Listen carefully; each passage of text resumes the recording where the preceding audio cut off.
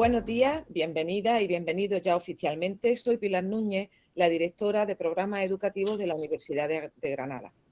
Y la conferencia que vais a escuchar hoy es la primera de este curso de un ciclo que pusimos en marcha el año pasado, que se llamó la UGR va al Instituto, que era conferencia online como esta, con la que pretendimos seguir surtiendo de actividades culturales y educativas a los centros, aunque las circunstancias no se prestaran a eso. Es verdad que la frialdad de las transmisiones en línea, pues ahí queda, pero también es verdad, nos dimos cuenta de que eso quizás facilitaba a los centros conectarse y sobre todo a los que, como en el caso del centro de Ceuta o de la Sagra, están lejos y no podrían quizá participar en las actividades. Entonces, reanudamos este ciclo, empezamos hoy con Rafael, tenemos luego más adelante una de filosofía, me parece que el 19 de noviembre, el 26 tenemos una de educación para la salud sobre cómo hay que saber leer las etiquetas para saber lo que comemos, y el 3 de diciembre tenemos otra sobre la Tierra vista desde el espacio, ¿vale? Bueno, pero hoy nos ocupa una conferencia que para mí tiene un matiz especial, y es porque arrancamos con literatura. La conferencia la va a impartir Rafael Ruiz Pleguezuelo, lo tenéis ahí en vuestra imagen, que es doctor en filología inglesa, licenciado en filología hispánica y en teoría de la literatura, y que actualmente es profesor en el Colegio Agustinos de Granada y en la escuela, en el Centro de Magisterio La Inmaculada, también de Granada. Pero además de esta actividad, Rafael es un escritor magnífico, muy reconocido y muy premiado. Quizá cultiva con preferencia, me parece a mí, al conocer su currículum, el teatro. Ha recibido varios premios de teatro, cultiva tiene obras como Flores para Ginebra, Terapia de choque, Los zapatos sucios, y ha ganado varios premios, como el premio José Moreno Arena, el premio FATEX o FATEX, que no sé cómo se pronuncia, el premio Francisco Nieva, que es un premio nacional muy prestigioso, el premio García Lorca, ha sido también finalista del premio de dramaturgia invasora, en fin, y tiene más premios. Cultiva también el guión cinematográfico. También ha hecho incursiones en la novela, y no sé si me equivoco al decir que el último reflejo de su enorme talento literario es que acaba de ganar la edición de 2020 del premio Tiflos de novela con una obra que se titula La piel del lagarto. O sea que a mí lo que verdaderamente me maravilla es cómo Rafa consigue escribir tanto y además le da tiempo a trabajar en su labor de docente, porque además ahora nos comentaba mientras llegabais que también está escribiendo o se está interesando, porque ya lo ha escrito, por los aforismos. Como veis, no duerme porque no duerme. Lo que podríamos llamar por eso tengo los ojos tan chicos. Un humanista en el sentido pleno de la palabra. ¿De qué nos va a hablar hoy? Pues mira, yo siempre tengo mucho interés, porque estudié filología hispánica, en hacer todo lo que pueda por convencer a la gente, sobre todo a mi alumnado, de qué nos da la literatura. Yo tuve la suerte de hacerme lectora muy pronto, soy una lectora voraz y empedernida, no quiero escribir quizá porque me quita tiempo de leer, también porque no tengo talento, vamos a decirlo todo, y he disfrutado tanto, he aprendido tanto de cosas de todo tipo, que siempre me siento impotente cuando quiero trasladarle a alguien todo eso. Entonces, pensé que era una ocasión estupenda que Rafael Ruiz Pleguezuelo lo hiciera, que lo va a hacer mucho mejor que yo, y que nos mostrara esa capacidad que tiene la literatura y que aparece en el título que él ha escogido para su intervención, que es cómo la literatura, desde tu casa, desde tu cuarto, te puede llevar muy lejos. ¿Para qué sirve la literatura? Pues a mí me encanta una frase de hace ya algún tiempo de Muñoz Marín. Dice, puede que la literatura sea un lujo, pero es un lujo de primera necesidad.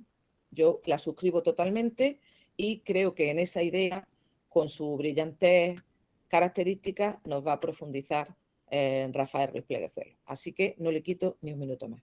Rafa, muchas gracias por estar con nosotros y cuando tú quieras. Gracias a vosotras, efectivamente. Muchas gracias a Pilar, a María, a la Universidad de Granada por la oportunidad de estar aquí hablando a los alumnos y a los alumnos y profesores de cada centro, pues por el interés en lo que uno pueda decir, el coger una parte de la mañana, que además yo sé mucho, soy de bachiller, y entonces, pues yo que llevo tanto tiempo trabajando el bachiller, pues nadie mejor que yo entiende, pues que, bueno, que cada clase tiene su importancia, cada clase es un día de temario, digamos, y entonces, pues bueno, pues yo agradezco mucho que se haya invertido este tiempo en escucharme.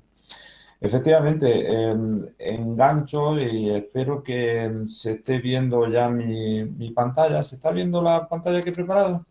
Sí, yo sí la veo. Estupendo. Muy bien. Bueno, pues decía que enlazaba directamente con lo que comentaba Pilar, ¿no?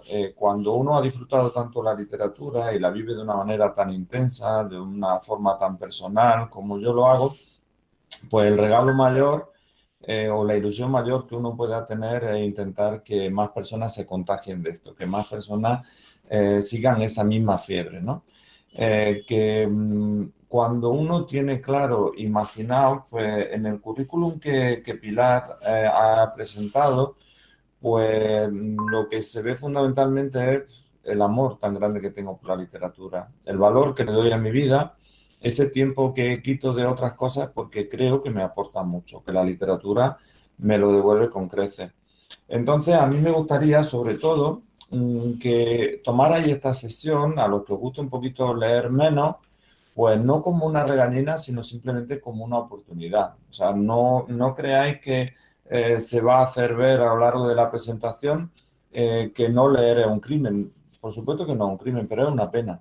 ¿Eh? Es una pena porque ahora iremos viendo que lo que te da la literatura no te lo puede dar, no te lo puede dar otra actividad. Entonces, al final, pues la persona puede quedar incompleta en muchos frentes, puede perderse una de las posibilidades de gozo y de disfrute mayores que ha creado el ser humano, igual que ocurre si te falta la música, si te falta el deporte, si te faltan otras cuestiones, pues puedes estar dejando pasar algo que es muy importante en la vida. Entonces, tal y como yo he proyectado la sesión, por una parte me gustaría que los que ya leen, pues fuera una especie de celebración común del hecho de leer, de la importancia de leer, de lo que nos aporta, incluso si después queréis en el tiempo de preguntas que se dedica, pues un poco un testimonio, ¿no? De qué es lo que sentí en la lectura, por qué os sentí atraído hacia ella y qué creéis que aporta en vuestra vida. Y para el que no lea, o no lea habitualmente, o no lea más que lo que le obligan a leer, pues que sirva como una especie de posibilidad de rescate. ¿Eh? No, ya digo, no es un crimen no leer, pero sí que es una pena. Entonces, lo primero que planteo es un poco el cambiar de perspectiva, ¿no? Se ha oído muchas veces y a las personas que leen menos, que no les gusta leer, pues están cansados del hay que leer, hay que leer, hay que leer, hay que leer, ¿no? Y a veces la propia obligación, en un momento, si te pilla rebelde o si te pilla, pues yo qué sé, que no tienes ganas de seguir todo lo que se te dice, pues puede ser hasta contraproducente. Entonces, lo primero que yo ofrezco es la posibilidad de cambiar el discurso. Del hay que leer a hay que encontrar un motivo para leer. Para mí ahí es donde está la clave. En la división de tiempo, en el aprovechamiento de tiempo, en cómo nosotros dividimos nuestros días, al final todo tiene que ver con una motivación. Entonces, lo que la persona que normalmente no lee o la persona que todavía no se ha sentido atraída por los libros, lo que tiene que encontrar es su motivación. Porque al final entonces no va a ser la imposición de tu padre que te dice que lo hagas, de tu madre que te dice tal o del profesor, sino que como en cualquier actividad humana tiene que salir de dentro. Uno ha conocido personas que tienen turnos larguísimos, que están trabajando en unas condiciones, vamos, terribles y sin embargo siempre encuentran ese momento para leer. Como vosotros seguro conoceréis, gente que tiene turnos muy grandes, que tiene poco tiempo, que son padres, que tienen tal y sacan tiempo pues para salir a correr o para ir al gimnasio o etcétera. Al final la persona lo que tiene que encontrar es el motivo, el por qué hacerlo. Hay una analogía aquí que yo quería también traer a este discurso, que es la idea de que al final resulta que todo entra cuando la persona lo ve necesario, cuando la persona cree que de verdad le va a aportar. Eso pasó con la tecnología, ¿eh? Los primeros ordenadores, pues prácticamente solamente se usaban pues, en un plano profesional y eran prácticamente gente muy metida en el tema de la tecnología, prácticamente gente cerca de la ingeniería, la que se podía sentir atraído. ¿Por qué? Pues porque eran máquinas muy frías, eran máquinas que necesitaban un conocimiento de programación, eran máquinas que no eran intuitivas ni eran accesibles, entonces prácticamente tenía que un esfuerzo. Y lo que ofertaban pues era, bueno, trabajo, ¿eh? Eran máquinas para trabajar, pues como una calculadora. No creo que haya nadie que pasa sus horas muertas y sus ratos muertos echándole un vistazo a su calculadora, ¿no? ¿Por qué? Pues porque sabes que es una herramienta de trabajo. ¿Cuándo empezó el público a sentirse atraído de manera mayoritaria por la tecnología? Pues obviamente cuando fue práctica en la vida diaria, cuando te permitía hablar con los que tienes lejos, cuando te permitía conectarte a tal cuestión, cuando te acercaba a un evento determinado, cuando te acercaba a la música que te gusta, cuando te mandaban fotos de las personas que querías, etcétera. Entonces, en la analogía de la tecnología, lo que voy buscando es haceros ver que te acerca a las cuestiones cuando realmente te interesan. Entonces, es más una especie de juego de encontrar el porqué que sea una obligación tal cual. Sí que os puedo decir, y eso tiene que ver con lo que decía Pilar al principio, y los saberes son exclusivos y los conocimientos son exclusivos. Y digamos, el vector vital que te va a ofrecer la lectura no te la ofrece otra experiencia. Eso no es único de la lectura. Lo que te da el deporte, lo que te da la navegación, lo que te da cualquier otra actividad, el cine, lo que te dan las series, solo te lo da ese género o esa actividad concreta. Entonces, solamente buscando esa lectura, tú puedes conseguir digamos, lo que ella te aporta. Además, puedes tener en algún momento esa sensación casi, si no de sentimiento de culpa, pero sí de que te falta algo. Y eso es muy típico de la sociedad tecnológica. Yo antes hablaba de las ventajas de la tecnología, de las ventajas pues, de todo lo que nos ha traído de comunicación instantánea, esto mismo que estamos haciendo aquí, lo que nosotros estamos haciendo ahora, de poder comunicaros, de que gente de Ceuta, de que gente de tal, norte de Granada, de cualquier colegio de Granada o instituto de Granada pueda estar en esta conferencia, es maravilloso. Pero también sabéis que la tecnología y sobre todo el abuso de la tecnología también te crea un vacío y también te crea, como en esta viñeta, en esta pequeña broma que me he permitido poner aquí, la sensación de que no sabes dirigirte, de que, bueno, tienes una variedad inmensa, pero ¿cómo le pongo yo jerarquía a eso? ¿Cómo puedo yo, digamos, quién me dice qué elegir? Al final elige por la construcción personal que tenga, por cómo está amueblado, por qué biblioteca interior tiene. Eso, creedme, te lo da la lengua, te lo da la literatura y te lo da el conocimiento. Es como que te diera fundamentalmente, te aporta un criterio personal ante todo. Conoceréis mucha gente muy fanática, fanáticos de lo que sea, del deporte, fanáticos de la política, fanáticos bueno, pues yo creo que deporte y política quizás sean los ámbitos en los que más fanatismo hay. El fanatismo en la historia, en el momento presente, analizando guerra, analizando momentos históricos feos, tiene que ver normalmente y con frecuencia con la no lectura. Es más fácil que te manipulen, es más fácil que te vuelvan un fanático cuando no has leído lo suficiente. Por lo que os decía hace un momento, porque no tiene una estructura, una especie de muro de contención interior, una especie de, bueno, pues de biblioteca íntima que hace que estés protegido ante bueno, pues lo que ocurre, ¿no? Para ilustrar esto, yo he puesto esta imagen, ¿no? Es como pues, si yo me quito la lentilla o si me quito las gafas, ¿no? El mundo sigue viéndolo, claro que sigue viéndolo, sin esa luz interior que te da la literatura y que te la da la buena lectura y que te da la cultura. La historia está en que lo ves desenfocado. Lo verías siempre como en la izquierda si vemos la foto de arriba o como en la derecha en la foto de abajo. Ese enfoque te lo da en gran medida la lectura, pues por lo que hablábamos, porque te va haciendo ventanas, te va haciendo muros de contención interiores, te crea una riqueza, es como si nosotros, digamos, estuviéramos con más celdas interiores, todo más compartimentado, más, digamos, llevado cada cosa a tu sitio, por tanto, cuando tienes que tomar una decisión, eres mucho más poderoso. El tema de los clásicos. Claro, es que llamamos clásico a todo, absolutamente a todo. Y aquí a lo mejor voy a ser un poco heterodoxo, pero llamamos clásico a todo y muchas veces se abusa de la noción de clásico. Pero lo primero que hay que hacer es que hay que encontrar tu clásico, no el clásico. Hay una obra incontestable que son el patrimonio de la humanidad. Y obviamente una persona que quiera tener una cultura general lógica y una cultura general en condiciones tiene que conocerla. Pero más interesante para mí, que conocer los clásicos, es conocer tu clásico, el que a ti te puede decir algo. Esa gran obra que para ti puede ser relevante. Vamos a imaginarnos que vamos al Kinépolis, que vamos al cine, que todos juntos, en vez de en esta conferencia, pues resulta que hemos quedado para el cine. ¿Pensáis que todos los que estamos en esta conferencia elegiríamos ante esta cartelera la misma? ¿Verdad que no? A algunos, pues oye, le llamaría la atención esta ciencia ficción que hay por aquí. A alguien no, ya una historia más de corte clásico, un poco de historia reciente.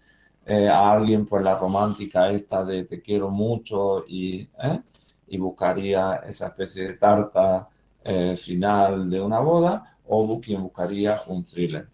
Tenemos que darnos cuenta que con los libros es exactamente igual. Recordad lo que decía hace un momento, no es tanto hay que leer un clásico como hay que encontrar tu clásico. Y aquí os he puesto, igual que antes os ponía una cartelera de cine con la convicción de que no elegiríamos todos los mismos, aquí os pongo una cartelera de grandes libros, de libros incontestables, de libros maravillosos. ¿Qué ocurre? Que no todos son para todo el mundo, ni todos son para la misma edad, ni todos son para un momento de tu vida. Y por supuesto, cada personalidad va a elegir uno. Imaginaos esto, por ejemplo, este es un clásico, además de una editorial preciosa que está haciendo mucho por la ecocrítica y por la ecología en España. Este es un clásico de la literatura ecológica, que te describe naturalmente pues qué beneficios puede tener el vivir en el bosque, el vivir en un lugar aislado, el vivir en plena naturaleza. Pues para el tipo de persona, y no estoy criticando ni haciendo un chiste fácil, el tipo de persona que va al campo y con que se le pose una mosquilla, una mariquita, una araña esté cerca y pega un salto, está claro que no es su clásico. ¿Por qué? Porque la idea de vivir en una cabaña en el bosque le aterraría, no le va a atraer. Esto es una especie de poemario, Baudelaire, un poemario decadente, ¿no? Un poemario decadente en el que todo está como transfigurado socialmente, en el que se da una visión muy ácida, pero muy lírica de la vida, y entonces exige una delicadeza y además una tolerancia, digamos, a la belleza no habitual. Te está enseñando esas flores del mar, ¿no? Esa belleza no habitual. ¿Qué ocurre? Que para acercarte a este poemario, tú tienes que, obviamente, ser capaz de administrar esas sutilezas, esos pequeños, digamos, esos pequeños matices y además ser capaz de darle la vuelta. En Kafka, ¿qué es lo que tenemos? En la metamorfosis, pues tenemos esa idea de una transformación personal que tiene que ver con la angustia, que se llama la angustia existencial, ¿no? El darle vuelta a qué tipo de persona eres, qué tipo de persona puedes llegar a ser, qué te ha hecho, digamos, qué parte de ti ha hecho la sociedad, qué parte has construido tú. ¿Cómo tienes que reinventarte para ser feliz, etcétera? Por eso habla de esa metamorfosis. Si tenemos la colmena, pues en la colmena nosotros tendríamos una obra social, etcétera. No vamos a ver absolutamente todo, pero la idea que quiero dejar, naturalmente, es que hay que encontrar tu clásico, el que crees que te puede hacer llegar. Si eres una persona que le atrae lo ecologista, vete aquí.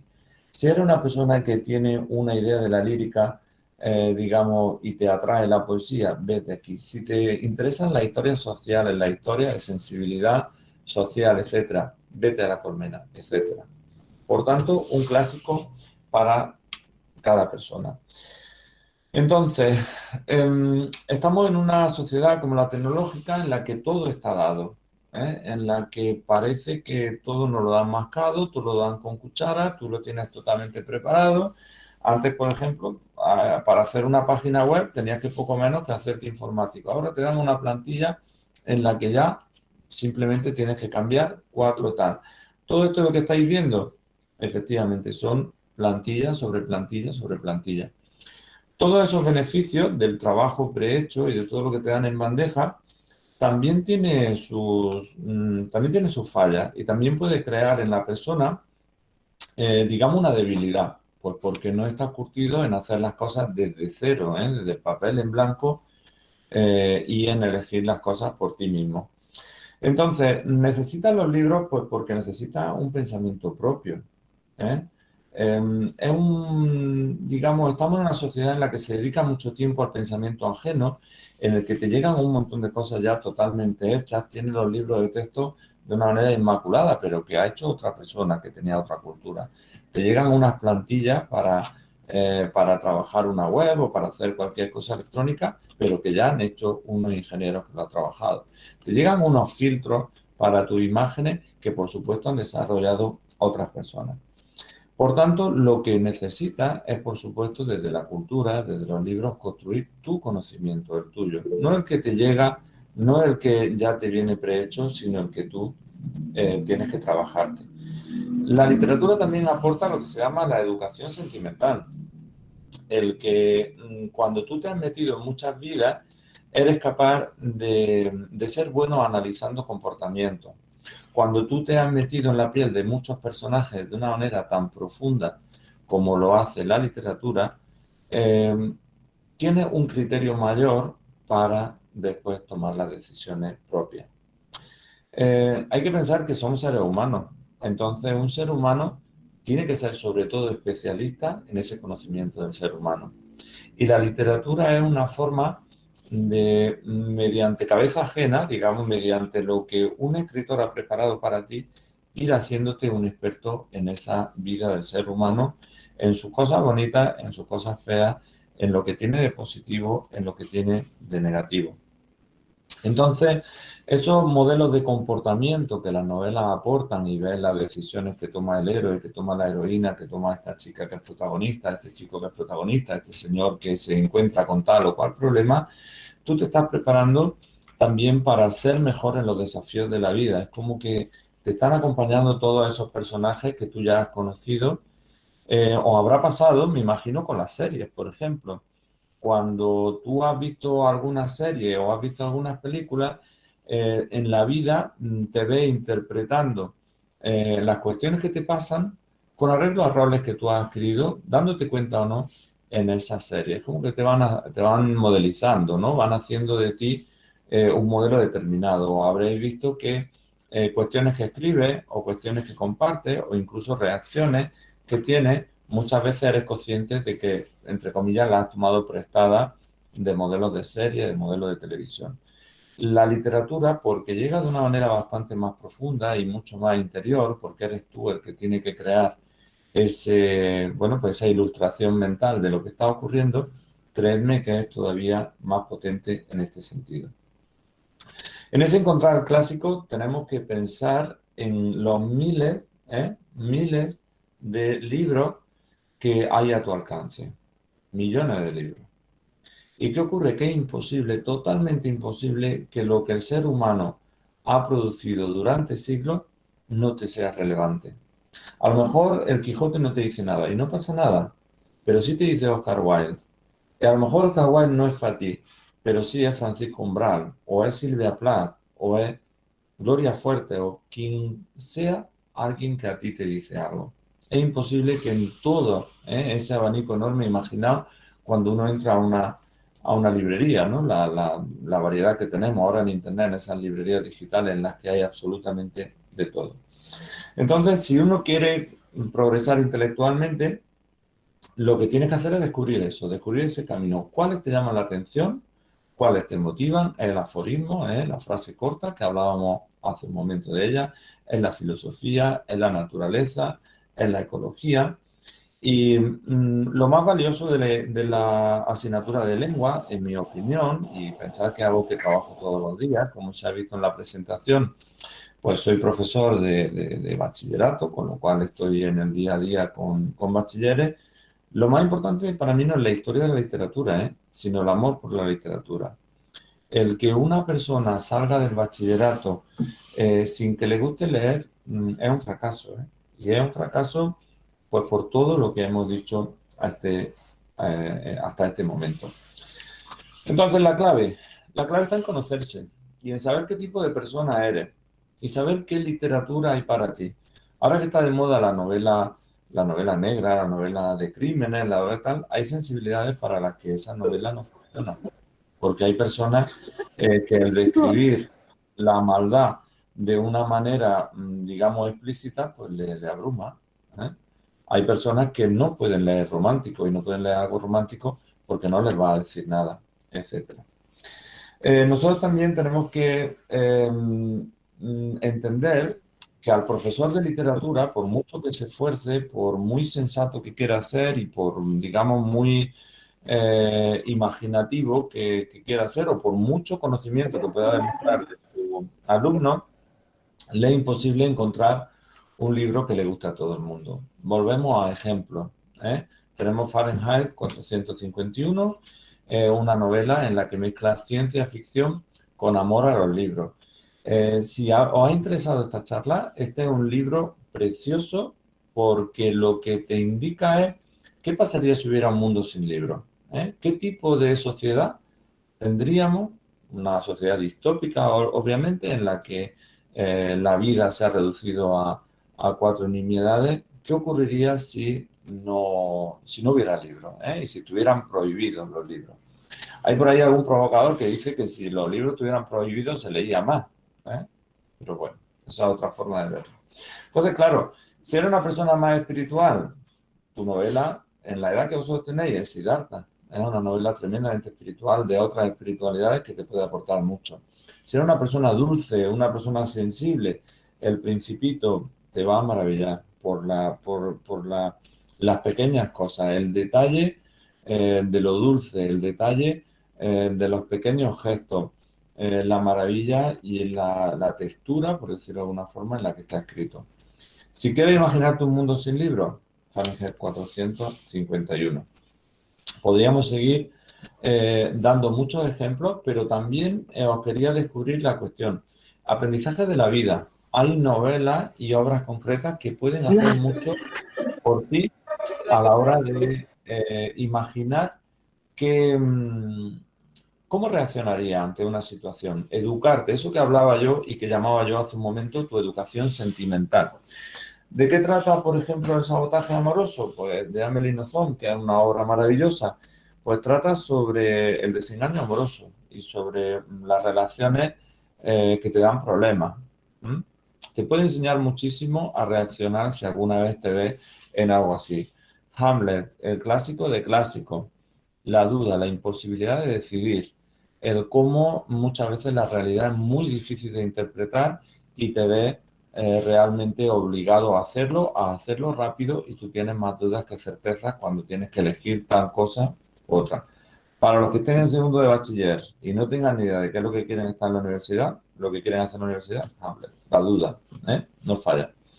Esta, por ejemplo, En tiempos de luz menguante, es una obra de cómo ir asimilando que los padres se hagan mayores, que los abuelos se hagan mayores. Es una novela que trata sobre todo el tema del paso del tiempo y de cómo administrar, digamos, la edad adulta y la vejez. En definitiva, no es solo el tipo que te puede interesar, como he dicho hasta ahora, sino también que novelas distintas te pueden educar sobre aspectos de la realidad distintos. También para conocer el mundo, ¿eh? Eso que yo ofrecía al principio de la conferencia que se llamaba viajar sin moverte, ¿no? Ese muy lejos sin moverte. Yo no he estado en Japón y me encantaría, ¿eh? pero he leído literatura japonesa suficiente, pues para, sobre todo por el amor a Natsume Soseki, quien he puesto aquí, que creo entender alguna cuestión. Obviamente digamos, no he estado en el país, no puedo juzgar, pero sí que puedo entender muchas cosas porque me he metido en su vida. He aprendido cosas sobre su sociedad, he aprendido cosas sobre el valor que allí tiene la colectividad frente al individuo, etcétera. Paul Bowles, por ejemplo, pues te puede presentar un aspecto de África y te puede hacer entender a África.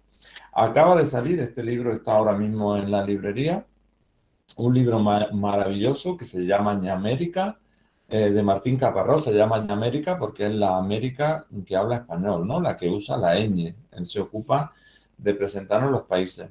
Es una obra deliciosa en la que te va explicando por qué Argentina es y está como está, cómo es Chile, qué es lo que está viviendo Perú, qué es lo que vive Bolivia, cuáles son los grandes fracasos y las grandes bellezas de cada uno de los países. Es una obra maravillosa.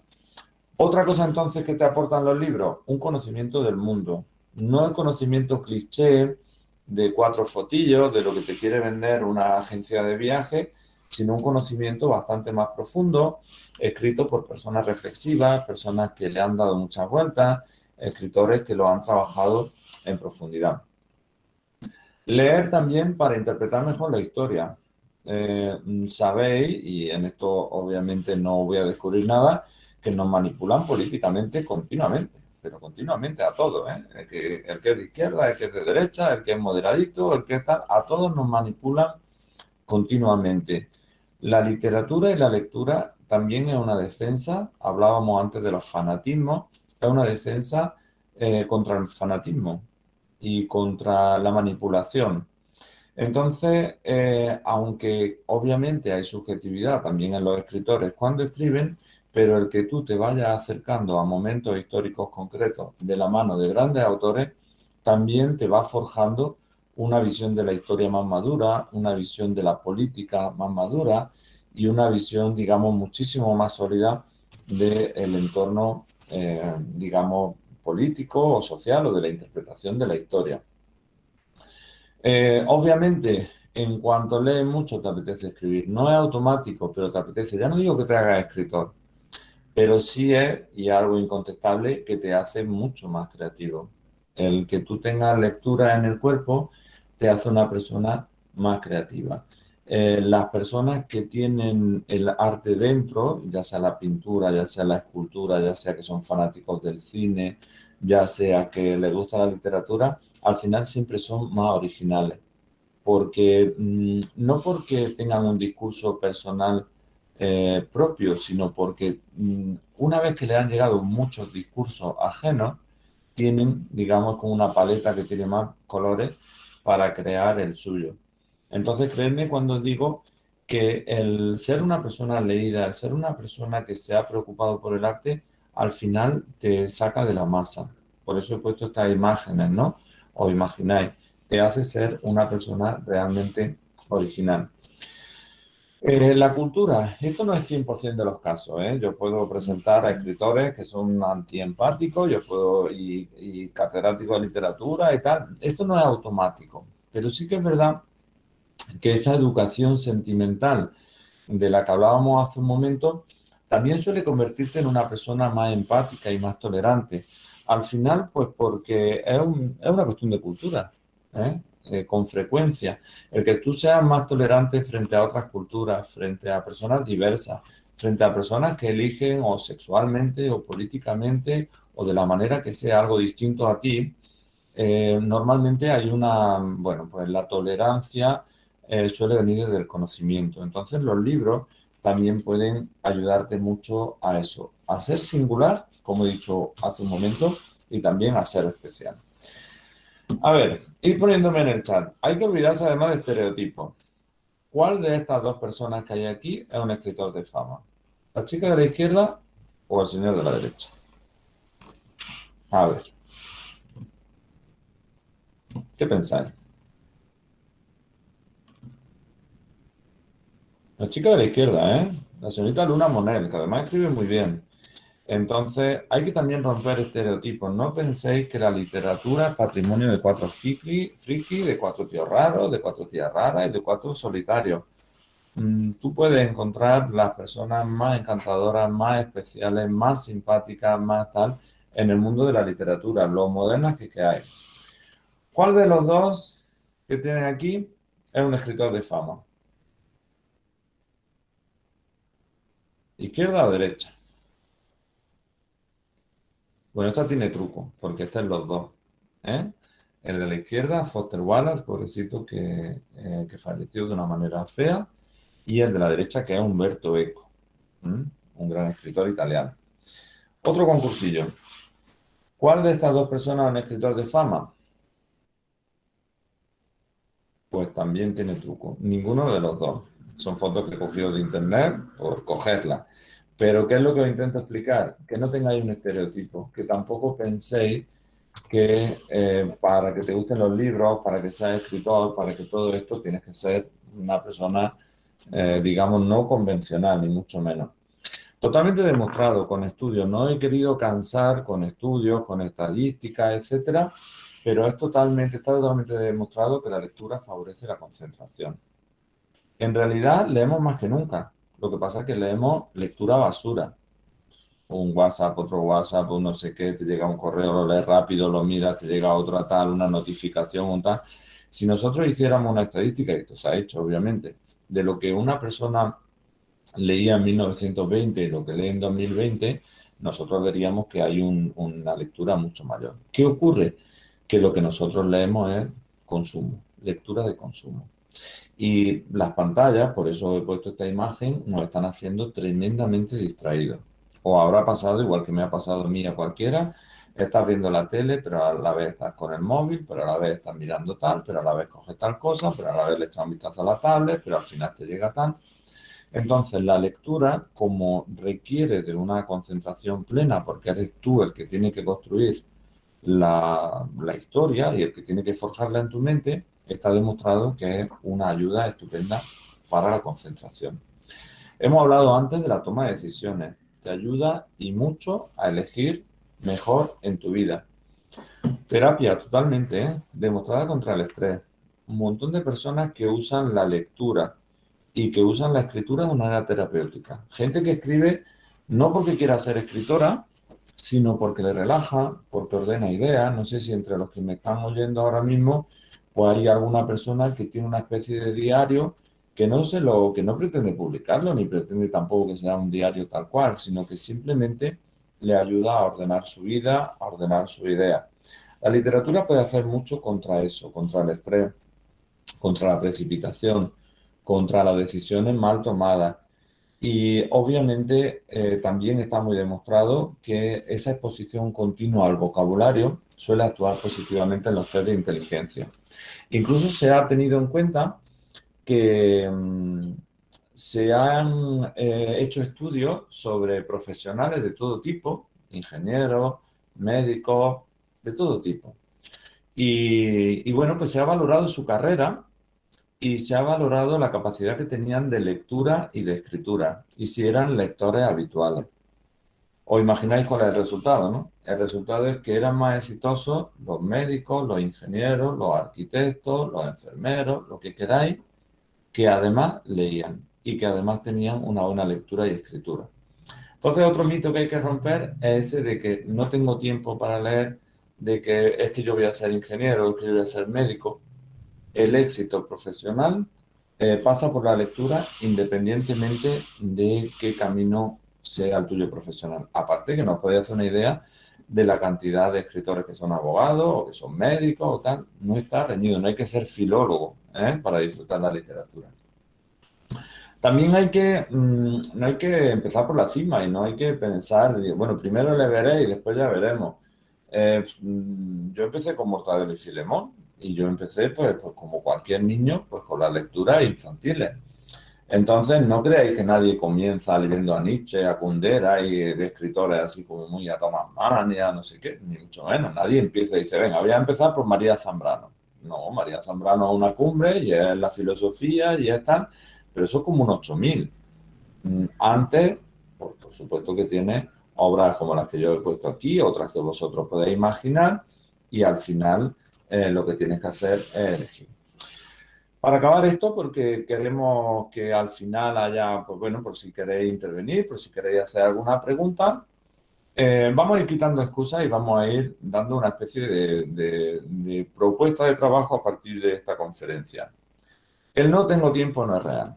No es real. Las personas, está demostrado, buscamos tiempo para lo que de verdad nos interesa. Y si nos interesa el gimnasio, vamos al gimnasio. Y si nos interesa la tecnología, estamos con la tecnología. Y si nos interesa, yo qué sé, al final el no tengo tiempo no existe. Las personas buscamos tiempo para lo que nos interesa. Lo que sí tienes que dedicar tiempo es a buscar qué puede llegar a interesarte.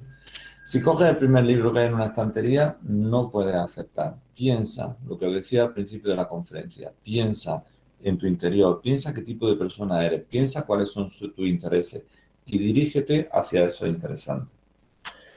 Huye de los antilibros. ¿Qué son los antilibros? ¿O a qué llamo yo los antilibros? Pues ya sabéis. Libros de famosetes, libros de tal, del último no sé qué, porque no son literatura. No te va a acercar a la literatura lo que es lo que no es literatura, como un videojuego sobre golf, no te va a llevar al golf. Son cosas que son sucedáneos y son cuestiones que en realidad casi te alejan. Entonces, te tienes que atrever con lo que sí es literatura. Una cosa importante y que yo ofrezco es empezar con apuestas seguras, ¿no? Libros que han funcionado en muchas personas y a lo mejor también pueden hacer tu magia en ti, o su magia en ti. Entonces, si han funcionado con muchas personas y son libros populares, son libros que han enganchado a muchos, y ahí he puesto, por ejemplo, Laura Gallego, pero también hay, porque yo digo yo, cuando sois pequeñitos, ¿no? Cuánta gente con el fenómeno Harry Potter y con todo esto. Importante, se cree que los clubes de lectura son solo para el que ya le gusta mucho leer, pero en realidad están muy bien para las personas que quieren darle una segunda oportunidad a la lectura.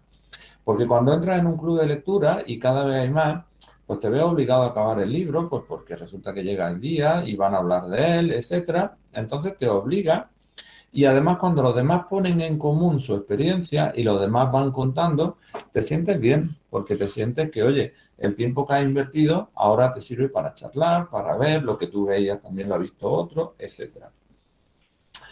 Dale una vuelta a los audiolibros, a los podcasts, porque no son exactamente lectura, y de eso podríamos hablar otra conferencia, pero son cultura, y son buena cultura, y te pueden llevar a la literatura. ¿Por qué? Pues porque te va haciendo más sensible a la lectura, y entonces al final te va entrando igualmente vocabulario, los podcasts de calidad, los audiolibros, y te van acercando.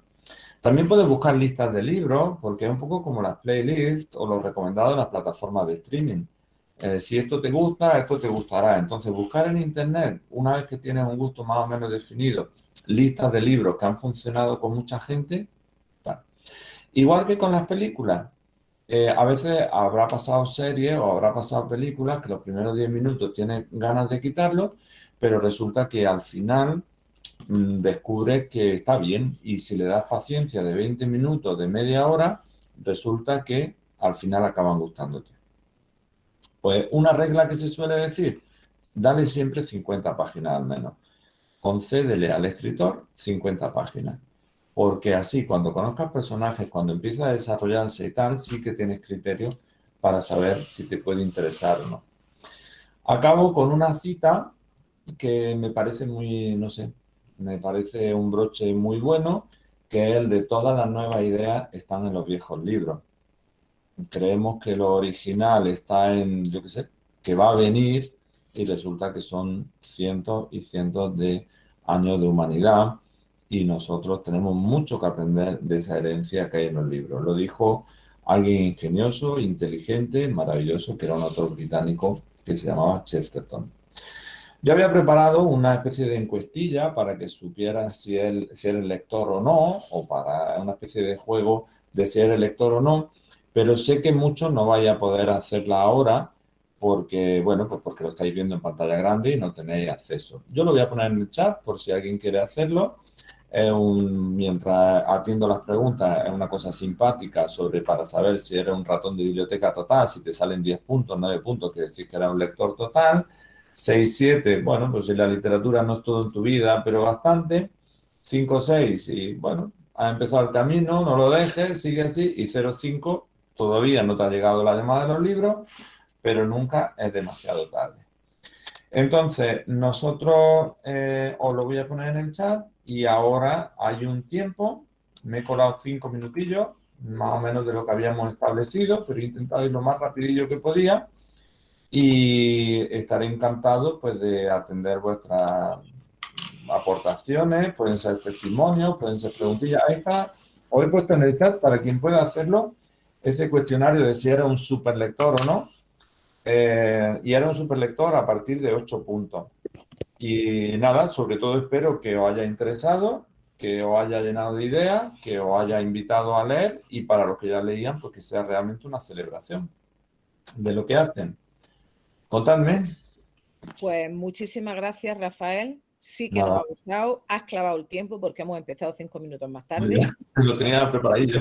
Efectivamente, lo has clavado, lo cual se agradece también esa cortesía de ajustarte al tiempo. Y como bien ha dicho Rafael, se abre ahora el turno para plantear preguntas. Lo podemos hacer de dos formas. O bien abriendo el micrófono y que la persona que quiera hacer la pregunta hable y la oímos desde su sitio, o pasándosela al profesor o la profesora que esté con la clase en este momento y que la profesora la haga. O un tercer procedimiento, la profesora o el profesor lo puede hacer oralmente o a través del chat, como queráis. ¿Vale? Animaos, porque Rafa ha dicho cosas muy interesantes y quizás yo te quiero preguntar una, Rafa, tú has afirmado, yo también estoy de acuerdo contigo, que para escribir hay que leer.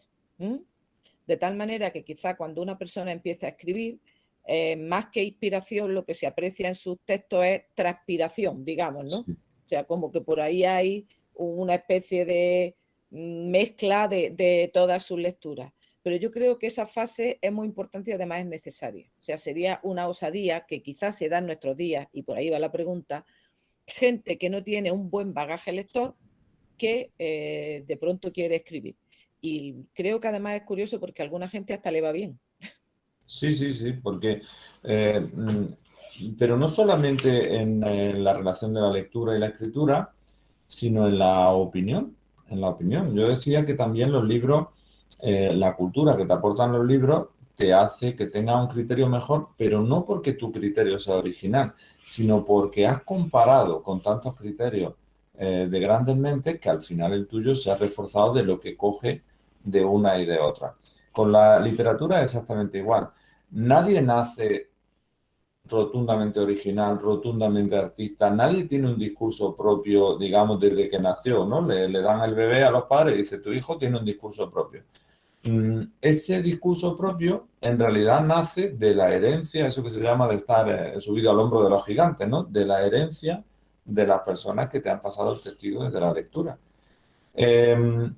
¿Qué ocurre? Pues que al final, cuando ese proceso no se cuida, pues también hay personas que, y lo digo con todo el respeto, ¿no? Que son ilusas y que piensan que sin esa herencia de todos esos escritores maravillosos, tú vas a poder aportar algo cuando eso no existe. Eso no existe. Tú tienes que, si quieres ser pintor, no solo tienes que mover tu mano, no solo tienes que avivar tu ojo, obviamente tienes que conocer lo que todos los pintores que han llegado antes que tú han hecho, han pensado y han elegido, ¿no? La herencia, recoger una herencia cultural que está en los libros. Bueno, tenemos una mano levantada de Ana María Jiménez y una pregunta a través del chat. Yo la he visto en ese orden, así que si te parece la respondemos así. Perfecto. Ana María, ¿abres tu micrófono e intervienes?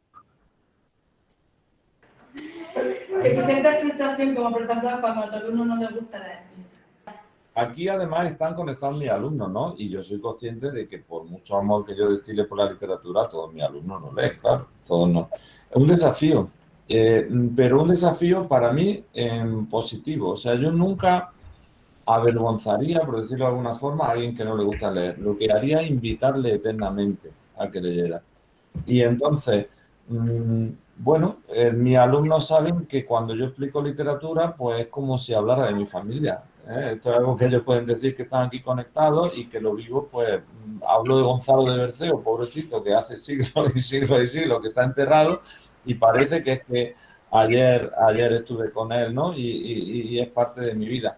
Entonces, lo que intento es transmitir entusiasmo, ofrecer ideas que no sean la obligación, es decir, que no sean, oye, es que esto cae en el examen, sino transmitir un entusiasmo cuando lo explico, el hacer ver por qué eran maravillosos, por qué eran especiales y bueno, como se dice habitualmente, sembrar e intentar que yo me doy por satisfecho y créeme que no es por una modestia así para quedar bien en la conferencia, pero yo me doy por satisfecho si rescato al año una, dos, tres, cuatro personas para la lectura, pues mi trabajo como profesor, pues yo vamos, lo doy por más que agradecido, ¿no? Entonces, bueno, pues es un desafío el que yo me planteo cuando tengo. Y además en las generaciones, vosotros lo sabéis en clase, ¿no? Hay una mayoría no lectora, más que mayoría. También os digo que es la edad, ¿eh? Que se dice los niños no leen, pero las estadísticas dicen que los niños sí leen. Obligados o no, pero los niños leen. El problema es efectivamente cuando tenéis que empezar a estudiar ya un poco en serio, ahí hay una desconexión en tercero de eso, segundo de eso, y después hay un retorno más o menos, pero ese retorno es cada vez más débil a partir de los 40.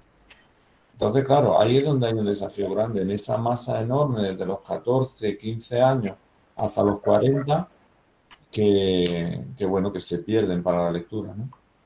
Muchas gracias por la pregunta. Gracias a ti por la contestación. Preguntaba Alejandro Molina que cuál es mi clásico. Pues esa sí que es una pregunta de nota. Esa sí que es una pregunta de nota. Esto es, vamos, hay tantos que me maravillan, pero yo sí que reconozco que soy un fanático de un escritor que además lo ama o lo odia, que es Francisco Umbral. Yo soy un fanático de Francisco Umbral, me parece que manejó el idioma como nadie lo hizo, y eso que es un escritor con muchos defectos. No estoy hablando de su biografía, que también, pero sino cuando escribe, pero me parecía que tenía, no sé, era una magia personal tremenda.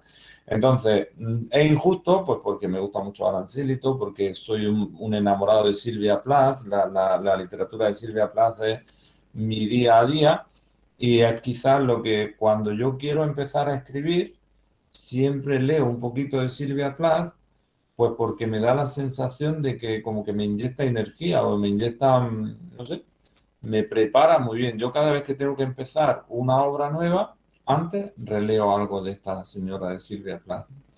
Pero vamos, me quedo con Umbral, lo siento.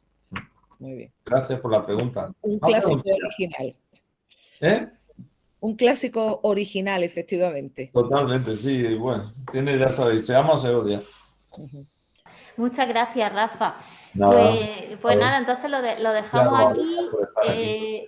Un placer, como dice Javier. Chicos, los que estáis por aquí, que todavía no ha habido al cambio de clase, pues nada, muchísimas gracias por haber estado aquí. Os esperamos en las próximas y en las próximas actividades que tengamos. Y nada, Rafa, muchísimas gracias de nuevo. Me ha encantado. Muy bien, Muchas gracias. gracias, chicos. Hasta luego. Luego.